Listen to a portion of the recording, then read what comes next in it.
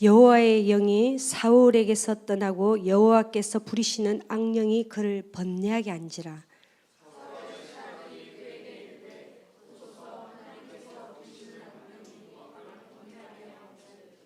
원하건대 우리 주께서는 당신 앞에서 모시는 신하들에게 명령하여 수금을 잘 타는 사람을 구하게 하소서.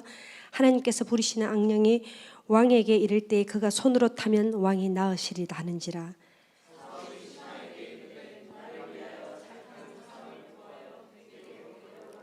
소년 중 한 사람이 대답하여 이르되 내가 베들레헴 사람이 이새의 아들을 본 적 수금을 탈 줄 알고 용기와 무용과 구변이 있는 준수한 자라. 여호와께서 그와 함께 계시더이다 하더라.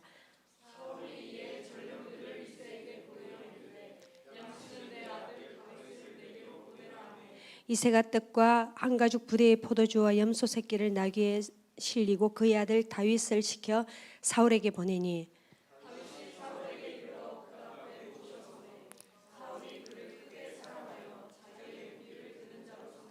또 사울이 이새에게 사람을 보내어 이르되 원하건대 다윗을 내 앞에 모셔서게 하라. 그가 내게 은총을 얻었느니라 하니라. 하나님께서 부리시는 악령이 사울에게 이를 때에 다윗이 수금을 들고 와서 손으로 탄저 사울이 상쾌하여 났고 악령이 그에게서 떠나니라. 아멘. 예.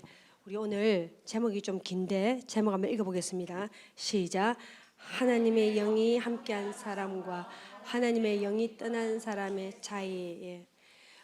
지난 수요일인가 우리 수요 모임을 하는데 우리 한 권사님이 제목을 이렇게 붙이시더라고요.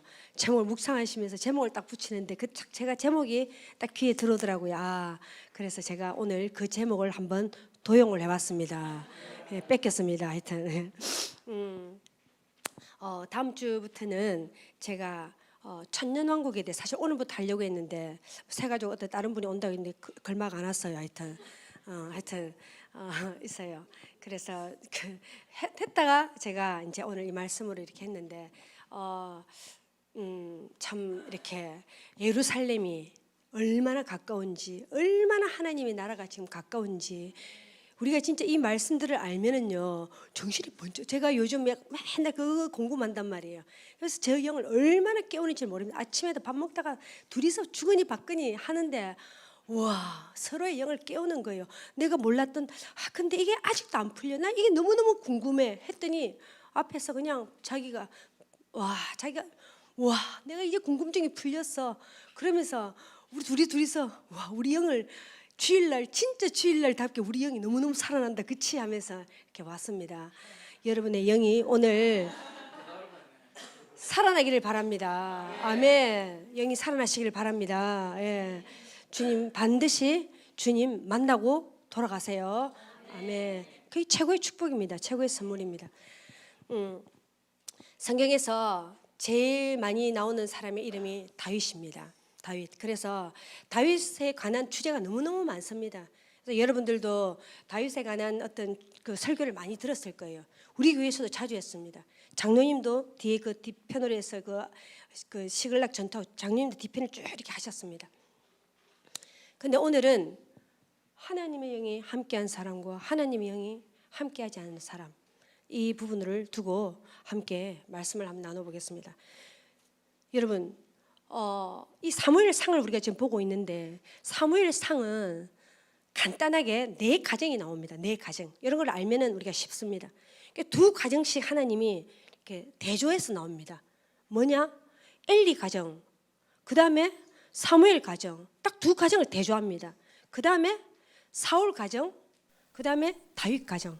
그렇게 대조하면서 이 말씀을 전개해 나갑니다. 그리고 엘리의 죽음은 사무엘의 새로운 시간, 새로운 시대로 등장하는 것이고, 그 다음에 이 사울의 쇠퇴는 새로운 다윗의 시대를 여는 것입니다. 우리가 사무엘상을 우리가 막 말씀을 묵상하면서 우리 안에는 뭐 이런 생각이 들 수 있어. 우리가 막 사울이 안 돼야 될 텐데, 그리고 다윗이 돼야 될 텐데, 이게 그렇게 단순한 게 아니죠. 우리 안에는 다윗도 있고 사울도 있다는 거죠. 우리 안에 이 다윗과 사울이 저끼리 얼마나 싸우는지 몰라요. 근데 이렇게 가만히 보면 있잖아요. 저는 다윗 이렇게 사울 이렇게 보면서 하나님은 있잖아요. 하나님 마음에 합한 사람, 또 하나님의 영이 머무는 사람, 어떤 일순간을 보는 것이 아니라 하나님은 긴 시간 동안 그 사람의 생애를 봅니다. 그 사람의 생애에 메시지가 있다는 겁니다. 사울도 마찬가지입니다. 사울이 주는 그 사람의 그 삶의 긴 시간 동안 우리에게 주는 메시지가 있습니다. 자, 사울이 오늘 1절에 보니까 14절에 보니까 여호와의 영이 사울에서 떠났다고 해요. 여호와께서 부리실 악령이 거기서 번뇌하게 한다. 여기서 중요한 게 있습니다. 하나님이 자 우리로 치면 성령님이 우리 안에 계십니다. 성령님이 예수를 믿으면 성령님이 우리 안에 오셨습니다. 성령님이 오셔서 자 성령님이 한마디로 떠나간다는 겁니다. 근데 우리는 떠나가지는 않죠. 영원히 함께 하신다는 거예요. 문제는 약해지는 거죠. 자, 여호와 영이 떠나갔는데 하나님이 이유 없이 떠나갑니까? 아니죠. 처음에 사울도요. 하나님의 영이 부어져 가지고요. 이 사람이 지혜가 부어지는데 진짜 지도력을 막 발휘합니다. 하나님의 영이 임해가지고 하나님의 지혜가 하나님의 영이 임한다는 건 첫 번째 지혜가 부어집니다. 여러분 사람이 지혜가 있어야 됩니다. 지혜가 우리가 살아가면서 하나님의 영이 임하는 사람은 지혜가 있습니다. 근데 사울도 처음에는 그렇게 했습니다. 그래서 그 암몬 사람들 왔을 때 다 물리치고 얼마나 지도력을 발휘했는지 모릅니다. 근데 점점점 어떻게 됩니까? 그 충만했던 사람이 왜 하나님의 영이 점점 떠나 우리가 하나님의 음성도 긴가민가 가물가물 되는 게 뭐냐? 하나님의 말씀을 불순종했다는 겁니다. 한 번이 아니라 한 번 할 때마다 이게 점점 약해지는 거죠. 처음부터 하나님의 영이 떠나가지 않았습니다. 사울도. 자, 처음에 이 블레셋과의 전투에서 여러분 그때가 2년째입니다. 2년째인데 그 전에 암몬과의 전투에서 사울이 모여들어라 이렇게 하니까 그때는 약 10배 100배 이상 사울이 모여들어라 하니까 인기 절정이었어요. 하나님의 영이 충만할 때 어마어마한 사람이 모였습니다. 근데 겨우 왕이 된 2년밖에 안 됐는데 이미 지혜미 모면 사그라들고 있는 거죠. 야 모여라 했더니 3,000명 딱 모였습니다. 3,000명. 이미 동원력이 떨어진 거죠. 예? 여러분 이 동원력은요 사람을 누구를 딱 보면은 누가 딱 사람을 동원을 하잖아요. 이거 다 그게 하나님의 영이 임해서 아무나 붙잡고 니 올래 우리 교회 한번 와볼래 아유 안 하십니다. 하나님의 영이 그것도 다 임하기 때문에 그게 가능하다는 거죠. 그래서 왔는데 이들이 3,000명이 이제 좀 적죠. 왔는데 앞에 블레셋 사람이 수만 명을 딱 보니까 이스라엘 사람들이 이 군인들이 너무너무 두려운 거죠. 그 적시로 그 왕이 있는데도 막 숲을 동굴로 다 숨습니다. 딱 남은 사람이 600명 남았어. 내라도요 엄청 두렵겠어요. 600명 그 앞에는 10,000명이 넘어 수만 명이야. 이미 심리전이고 뭐서 다 패인 거죠. 그때 사울이 그래도 끝까지 다윗을 기다려야 됐는데 굉장히 하나님을 이제 번제를 드리는 거죠. 왕에게는 번제를 드릴 권한이 없습니다. 말씀에. 근데 또 사울의 중심에는 뭡니까? 꼭 엘리 그 제사장 두 아들 맨처럼 막 언약궤 들고 왔는 지금 막 전투가 지니까 막 언약궤도 하나님을 완전 미신적으로 믿는 거죠. 중심이 보이는 거지. 그래서 사무엘이 오기 전에 번제를 드린 거죠. 사무엘이 딱 와가지고 왜 그랬냐 그러면서 막 맨날 늘어놓는 게 변명입니다. 늘어놓는 게 핑계고 사울이 그렇습니다. 이 사람이 처음부터 안 이랬어요. 막 변명과 핑계를 막 늘어놓더니 그러면서 이제 그때 여호와 영이 확 줄어들죠. 우리도 마찬가지입니다. 어느 날 하나님 음성이 하나도 안 들려요. 하나님이 저 멀리 계신 것 같아요. 이렇지 않습니다. 서서히 시간을 가지고 서서히 그분의 영이 점점 약해지는 겁니다. 결정적인 게 뭐냐면 아말렉. 기록만 2가지지 그 전에 얼마나 일이 많겠습니까? 아말렉 분명히 말했습니다. 사무엘이 절대로 사람 다 죽이라. 그리고 양과 그 소 다 죽이라 했는데 또 사무엘이 또 욕심이 나는 거죠. 안 죽입니다. 아각도 살려놓고 살찐 거는 다 놔두었습니다. 또 사무엘이 왔죠. 왜 그랬냐? 또 막 거짓말합니다. 거짓말을 얼마나 잘하는지 몰라요. 사울이 처음부터 이런 사람이 아니었어요. 막 거짓말로 그냥 변명이 막 또 늘어놓습니다. 그래서 왕이 하나님께서 당신을 버렸다. 그렇게 하는 거죠. 나중에도 참 말씀을 드리겠지만 그때 사울이 막 사무엘의 바짓가랑을 늘어지게 잡습니다. 참 그 잡는 이유 보면은 참 안쓰럽죠. 그렇게 해서 사울이 하나님의 영이 떠나갑니다. 우리도 마찬가지인 거죠. 우리도 맨날 하나님 음성 어떻게 하면 잘 들어요? 자기가 하나님과 교제를 하나도 안 하면서 하나님 음성 어떻게 하면 들어요? 왜 나는 안 들려요? 자기가 하나님의 말씀에 진짜 순종하고 정말 하면은 이게 왜 안 들리겠어요? 들리는 거죠. 그러고 싶은 마음이 없는 거죠. 자, 하나님의 영이 떠난 거는 하나님의 영으로 떠나는 것으로 끝나는 것이 아니에요. 여기 어떻습니까? 악신이 들어옵니다. 악령이 들어옵니다. 여러분 잘 들으세요. 우리는 영의 사람입니다. 하나님도 영이고 우리도 영의 사람입니다. 우리는 보이는 육신이 다가 아니에요. 우리는 영이 있어요. 하나님의 영에 떠나간 만큼 그 안에 악령이 들어옵니다. 악령이 피 질질질 흘리면서 막 거품 물고 이러지 않습니다. 악령이 들어와가지고 여기 정확하게 나와 있습니다. 악령이 들어와가지고 사울한테 뭘 합니까? 마음에 번뇌를 하게 합니다. 여러분 상상을 해보세요. 막 머리 쥐뜯고 있는 사울을 생각해 보세요. 지금 사울이 지금 머리를 쥐뜯고 있어요. 너무 괴로워가지고. 자, 사울이 악령이 들으니까 우리는 마음에 괴로움이 임한다는 겁니다. 사울은 개인이 아니에요. 한나라의 왕입니다. 왕이 첫 번째 평정심이 있어야 돼요. 그래야 뭘 판단을 하지. 이놈의 왕이 평정심을 잃었어. 이 나라가 어찌 되겠습니까?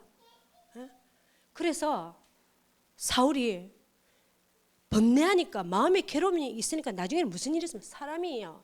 희한하게 변해갑니다. 탈인격이라면 탈인격. 그냥 시기와 질투가 완전 눈에 시기와 질투밖에 없어. 그러면서 사울 뒤에는 늘 두려움이 나왔대요. 두려움. 이 두려움이 보면은 원어적으로 보면 사울의 두려움은요 점점 커져갑니다. 그래서 나중에 다윗을 죽이기까지 생각해. 원래 이 사람이 이런 사람이 아니었던 거예요. 악령이 임하니까 그래. 악령이 여러분 임하면은 다른 게 일어나는 게 아니에요. 우리 마음에 평안이 떠나가는 겁니다. 응? 우리가요 하나님의 영이 충만하지 않으면 어떤 거냐면은 요만한 일에도 불안합니다. 요만한 일에도요 다 신경이 쓰입니다. 요만한 일에도요 짜증이 납니다. 얼굴이요 웃음기라고 하나도 없어집니다. 우리가 집에서 여러분들 가족들이 같이 살고 남편도 있고 아내도 있고 자식도 있고 뭐 부모도 다 있습니다. 여러분 경험하잖아요. 와 우리 남편이 우리 아내가 우리 엄마가 막 하나님의 영이 충만하면요 사람이요 이 영이라는 게 사람이요 부들부들해집니다. 얼마나 사는데 편한지 모릅니다. 그리고 사람이요 참 결이 고와지면서 우리가 살아가는데 엄청 편합니다. 그런데 어느 날 이 마누라가 이 남편이 이 자식이 신앙이 훅 떨어져. 그러면요 말투부터 달라집니다. 딱 까칠해집니다. 딱 까칠해지면서 막 불만 뭐든지 부정적으로 말합니다. 살기 어렵습니다. 집에서도 여러분 영과 영의 맨날 영적 전쟁이라니까. 솔직히 영어로 보면은 맨날 평생을 영적 전쟁, 평생을 마누라 잘못 만나고 그 남편 잘못 만나가지고 평생을 영적 전쟁, 평생을 내 십자가다 그놈의 십자가가 거기서 왜 지가 잘못 선택해놓고는 응? 자기가 잘못 선택해. 자기 신앙 수준이 요로밖에 안 되니까 요만한 사람을 만난다니까. 자기 신앙 수준이 이렇게 되면 요런 사람을 만납니다. 요런 사람을 평생을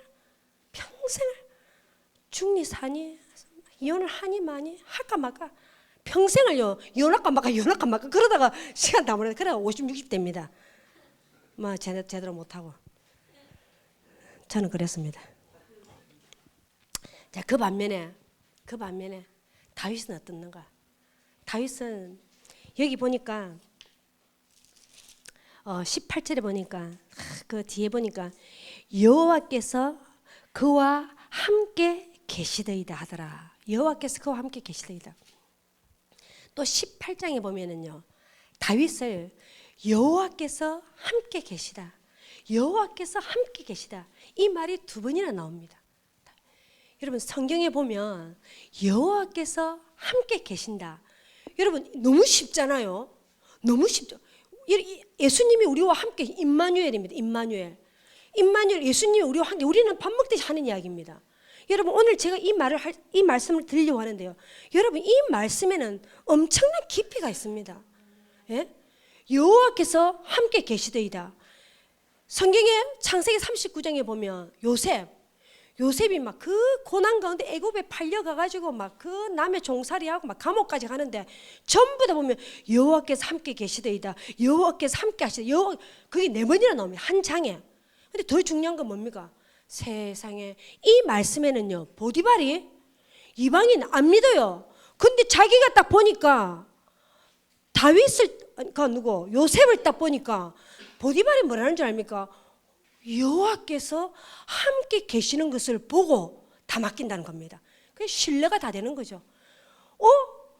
이방인이 자기가 봐도 여호와께서 함께 계신다는 거죠. 여러분 하나님 함께 계신다는 것은, 여기도 뭐랍니까? 다윗이 막 자기가 자랑하면서 나는 하나님과 막 자기 소개하면 나는 내가 하나님과 함께 합니다. 소개하지 않습니다.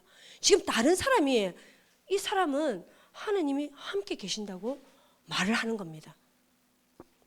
여러분 하나님이 함께 계신다는 이 말씀에는요, 눈에 보인다는 겁니다.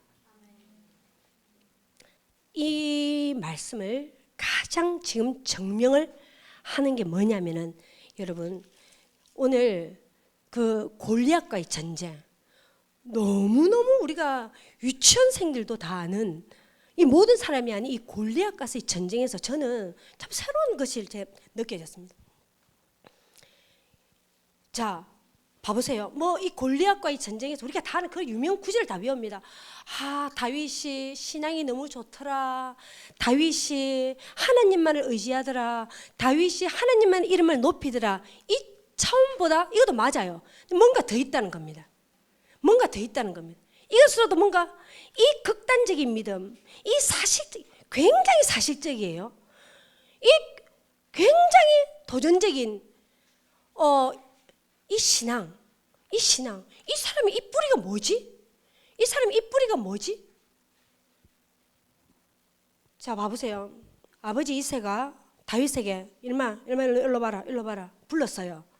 그래서 지금 블레셋과의 전쟁을 하는데 아들 셋이, 큰아들, 둘째 아들, 셋째 아들이 지금 전쟁에 나가 있습니다. 아버지로서는 너무나도 아들이 죽었는지 살았는지 너무 궁금하죠. 그래서 다윗 불러가지고 네 형한테 한번 가봐라. 무슨 죽었는지 살았는지 안부도 물어 가봐라. 그냥 보내는 게 아니라 치즈 10덩이면 얼마나 크겠어요. 거기다가 떡 10덩이에 그 다음에 곡식 한 해봐, 완전히 한 보따리를 지고, 그때 그 키로가 그 베들레헴에서 거기까지 24km입니다. 이 어린 아를 갖다가 한 보따리를 지고 가랍니다. 내 같으면 그때 전쟁에 안 나간 집에서 빈둥거리고 노는 3명의 아들이 있습니다. 왜 형은 안 시키고 왜 내보고 가라냐고, 아버지 왜 내보고 가라냐고, 그럴 수도 있잖아요. 그런데 다윗은 불평하면 안 하고 그 아가 그 침보따리 들고 아버지 시킨 거 들고 갑니다. 여러분 이제부터 잘 이제 상상을 해보세요. 침보따리 지고 갑니다. 그때 가보니까 지금 하나 골리앗이 완전히 무장을 하고 앞에 딱 나와 있습니다. 앞에 딱 나와 있는데 지금 분위기가 어떻습니까? 그는 전쟁을 돋구는 자라고 했습니다. 완전히 심리전에서 누가 승리, 이런 사람입니다. 지금 막 모욕을 하고 있습니다. 모욕을 하고 있는데 다윗이 지금 뭐라고 하냐면, 여러분 17장에 26절을 봐보세요. 17장 26절. 자, 26절, 자, 끝부분에 한번 봐보세요. 끝부분에 할례 받지 않은 블레셋 사람이 누구이기에 살아계시는 하나님의 군대를 모욕하겠느냐. 자, 잘 봐보세요. 자, 여기서는 지금 이 다윗의 생각은요, 하나님이 함께하는, 여호와의 영이 함께하는 사람은요, 생각하는 방식이 달라요. 이미 이 아들은 심리전에 다 패배가지고 두려움에 벌벌벌 떨고 있습니다. 보이는 현실은. 그런데 다윗은 이스라엘의 군대라고 말하지 않습니다. 그리고 사울의 군대라고 말하지 않습니다. 다윗 눈에는 이들이 하나님의 군대로 보인다는 겁니다. 하나님의 군대. 이것은, 그리고 다윗을 보니까 이미 봐도 지금 패배 일보 직전이에요. 다윗의 눈에는 이게 하나님의 전쟁으로 보인다는 것입니다. 생각이 다른 거예요. 그래서 자기가 이 하나님의 군대를 누가 모욕해? 그렇게 하는데 이쯤 되면은 그거 사기가 올라야 돼요. 아무도 사기가 오르지 않습니다. 그렇게 자기가 막 나가겠다고 하니까 형이 엘리압이요, 골리앗보다 더 모욕을 줍니다. 다윗한테. 골리앗 모욕 주는 것보다 훨씬 더 심하게 모욕 줍니다. 뭐라는 줄 압니까? 네가 얼마나 교만한 놈인 줄 아냐? 네가 얼마나 완악한 인간인지 아냐? 내가 알고 있는데. 지금 이렇게 업신여기고 멸시하고 모멸감을 준다는 것입니다. 예? 그쯤 되면 다윗은 이미 마음이 낙심, 형이 얼마나 나이가 제일 큰 형이 나이 차이가 많이 나잖아요. 얼마나 그렇게 했으면. 근데 끄떡도 안 합니다. 거기다가 사울이 이제 사울한테까지 갑니다. 사울이 딱 가니까 사울이 뭐라 합니까? 야, 딱 이랍니다. 니는 전쟁에 못 나간다. 그리고 니는 애도 쫓겨나 해가지고 니는 소년인다가 자는 어릴 때부터 용사다. 니하고는 비교도 안 된다. 사기란 다 꺾습니다. 사기란 사람 다 꺾습니다. 그런데 우리가 잘 아는 것처럼, 자, 그때 다윗이 뭐라고 말을 하면, 자, 이렇게 나와 있습니다. 자, 34절, 17장의 34절. 33절에 보니까 사울이 다윗에게 이르되 내가 나 블레셋 사람과 싸울 수 없는 너는 소년이요 그는 어리서 용사했더니 딱 다윗이 사울에게 말하되 주의 종이 아버지의 양을 지킬 때에 사자나 곰이 와서 양떼에서 새끼를 물어가면 자기가 다 해쳤다고 나와 있어요. 여러분, 우리가 이게 너무 잘 아는 말인데요, 잘 생각해 보세요. 지금은 이 전쟁터는 사람이 1000명 2000명 피를 철철철철 흘리면서 곧 창이 배에 푹 찌르면서 지금 죽어나가는 그런 잔인한 상황인데, 다윗이 하는 말이 양들 이야기하는, 양들 뭐 물었던 거 뭐, 우리가 생각을 해보세요. 사울이 생각하기에 코웃음 치지 않겠습니까? 어떻게 지금 이 죽음의 전쟁터를 어떻게 네 양떼들에 있는 그 양들 그 싸움하고 어떻게 비교를 하냐. 사울이 기도 안 찼을 것입니다. 그런데 워낙 의기양양하니까 하도 나간다고 하니까 믿음직스러워서 보낸 게 아니라, 그래 니 한번 나가봐라 국내지책으로 이제 한번 보냈습니다. 그래서 사울이 좀 안 돼가지고, 왜냐하면 칼이나 창에 막 오면은 너무 다치면 또 곤란하니까 내 군복을 입혀가지고, 그러면은 피해가 좀 덜하잖아요. 입혔다. 여러분 생각을 해보세요. 야, 멋진 군복을 입었습니다. 다윗이 딱 입더니만 몇 걸음, 요 그대로 나와 있어. 몇 걸음 딱 걷더니, 제가 벗을게요. 죄송합니다. 진짜 깝깝해서 내가 너무 깝깝해요. 그래서 다 벗습니다. 자, 사울을 한번 생각해봐요. 너무 멋있지 않습니까? 그래서 잠깐만 있어 보라고 가더니 물가루 딱딱딱 하더니만 돌멩이 딱 주머니에 딱 넣어. 오케이. 그리고 나가서 딱딱딱 합니다. 그러면서 그 한마디가 뭐랍니까? 나는 만군의 여호와의 이름 곧 내가 모욕하는 이스라엘 군대 하나님의 이름으로 내게 나아가노라. 46절, 오늘 여호와께서 너를 내 손에 넘기시고 내가 너를 쳐서 내 목을 베어. 자, 잘 봐보세요. 쫙 이렇게 나와 있습니다. 그러면서 자, 돌멩이를 딱 던졌는데 이 원어적으로 돌이 수동형입니다. 돌이 박히게 했다는 겁니다. 다윗이 요렇게, 골리앗이 여기인데 다윗이 요렇게 던져도 거기 각도가 꺾여가지고 이마박에 그대로 박힌다 이 말입니다. 이 말은 다윗이 요렇게 던져도 거기 꺾여서 이마박에 그대로 각도 그대로 박히겠다. 자, 이게 뭐냐? 다윗이 지금 다윗의 신앙에 대해서 말을 하는데요. 그가 하나님 이름을 의지했다, 맞아요. 그가 여호와 이름을 높였다, 맞아요. 그런데 더 중요한 건 뭐냐? 다윗 눈에는 지금 하나님이 바로 앞에 있는 것처럼 말하고 행동한다는 겁니다. 하나님이 다윗에게는 하나님이 실체예요. 다윗에게는 하나님이 눈에 보이는 현실이에요. 하나님이 함께하는 사람은요, 바로 앞에 있어요. 그래서 하나님이 바로 앞에 있는 것처럼 이 사람은 말하고 행동한다는 겁니다. 다윗은 골리앗이 눈에 보이는 것이 아니라 다윗에게 먼저 딱 보이는 것은 하나님이라는 겁니다. 하나님이 현실이고, 그만큼 다윗에게 신앙은 매우 사실적이라는 것입니다. 추상적이 아니라는 겁니다.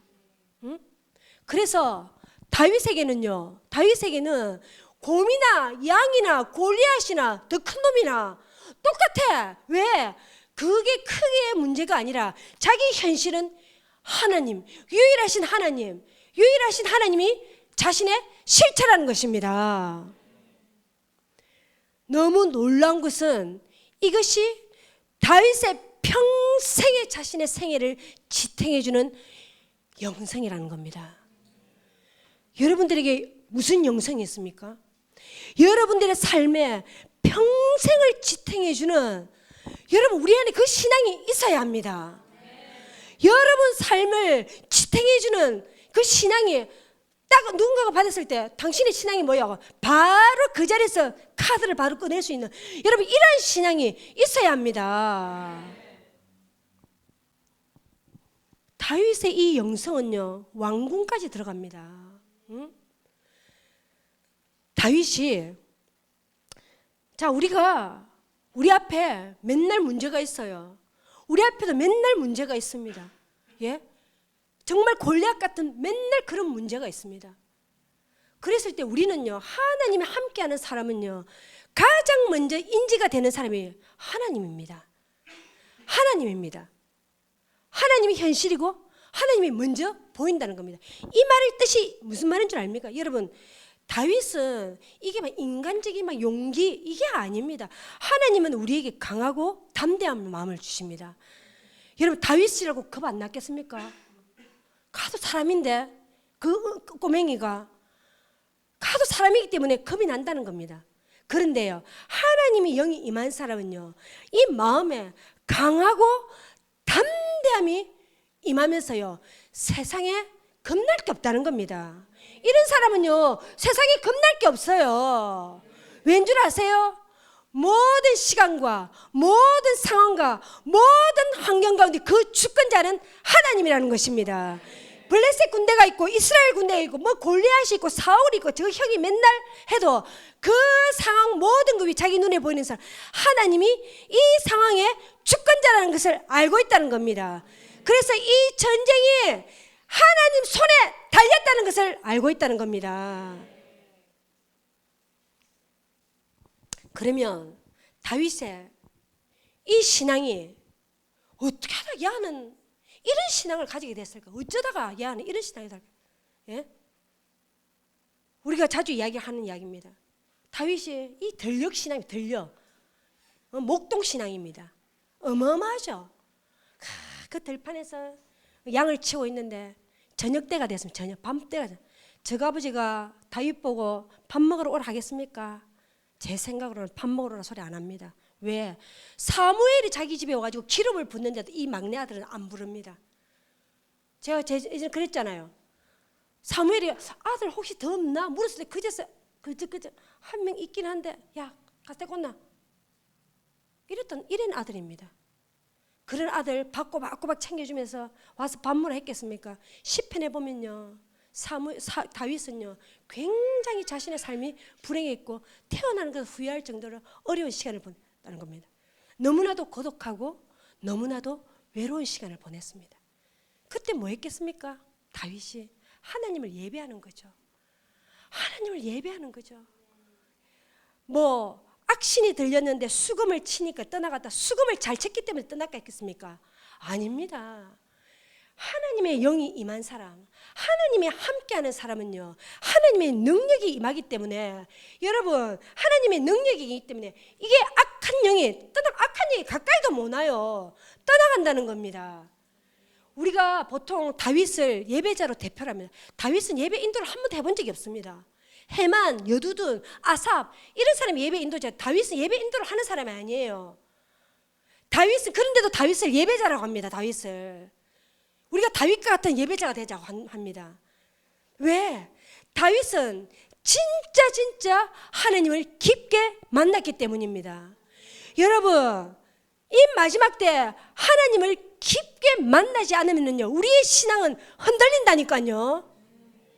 왜 왕이 되었을까요? 예전에도 말했습니다. 제 생각으로는요 이스라엘 전체에서 가장 하나님과 가장 깊은 교제를 한 사람이 저는 다윗이라고 생각이 듭니다. 그랬기 때문에 그에게 왕이 되었다는 것입니다. 여러분, 이 마지막 때에 하나님과 진짜 깊게 교제한 사람이 부르심을 이룹니다. 여러분, 우리가 부르심 자주 말하죠. 하나님과 진짜 교제하지 않는 사람은 부르심을 이룰 수가 없어요. 부르심이 얼마나 놀라운 건데, 여러분 천년왕국에 들어간 티켓이고요, 이 부르심이 다스리는 자고요, 얼마나 놀라운데.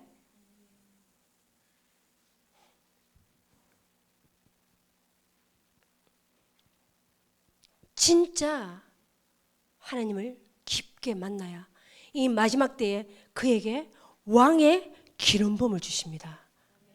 지금 이 마지막 때요, 하나님의 사람, 하나님과 이 깊은 교제를 하는 사람에게 하나님이 기름 부어 주시면서 하나님이 그들에게 놀라운 일을 행하신다는 것입니다.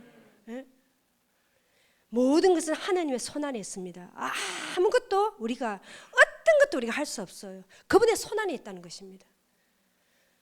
그러면 아까도 말씀드렸다시피 이 들녘 영성, 이 거칠고 이 극단적인 믿음이며 이 믿음의 이 깊은 뿌리, 이 다윗의 평생을 지탱해 줬던 이 깊은 뿌리는 나중에 어떻게 도도하게 들어갑니까? 사울의 왕국으로 들어갑니다. 여러분 참 멋지잖아요. 이 자기 혼자서 골방에서 그 외롭고 그 고독한 시간을 그분과 옆에 동네 여자하고 연애 안 했어요. 다윗.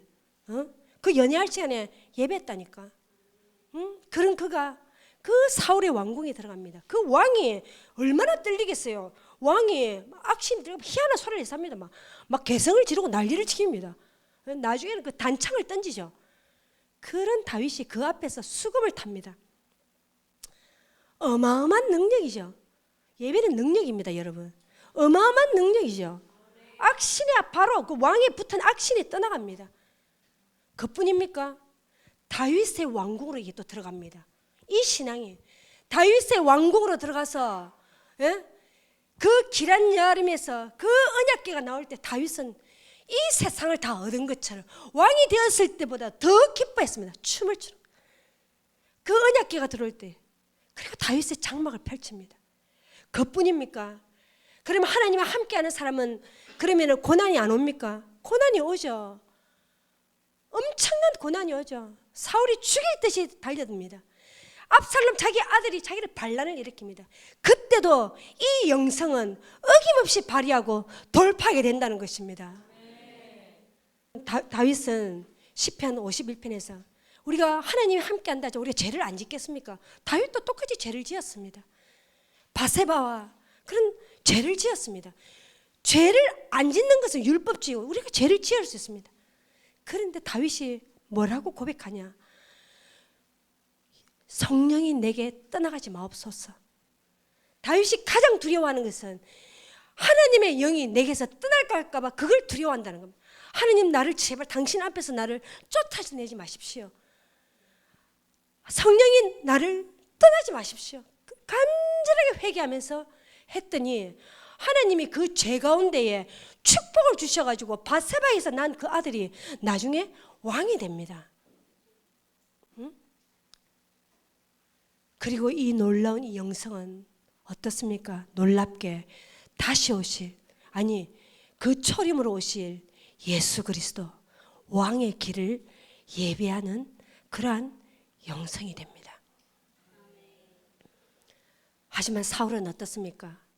사울이 아까도 말씀드렸다시피 그 아말렉과의 그 전투에서 그렇게 그 사무엘이 와서 이제 하나님이 당신을 버렸습니다. 했는데도 불구하고 그랬더니 사울이 사무엘의 옷자락을 잡았습니다. 나는 제발 용서해 달라고 그렇게 잡은 줄 알았습니다. 옷을 얼마나 잡았더니 옷이 찢어졌어요. 그러면서 사울이 딱 뭐라냐면 내가 범죄하였을지라도 내가 회개합니다가 아니라 내가 범죄하였을지라도 이스라엘의 장로들과 이스라엘 백성들 앞에 나를 좀 높여달라고 합니다. 그 마지막까지 하나님께 버림받았는데도 불구하고 그 마지막까지 사람과 보이는 환경과 이 모든 것이 자기를 지배한다는 것입니다. 하나님의 먼저 눈에 보이지 않는다는 겁니다.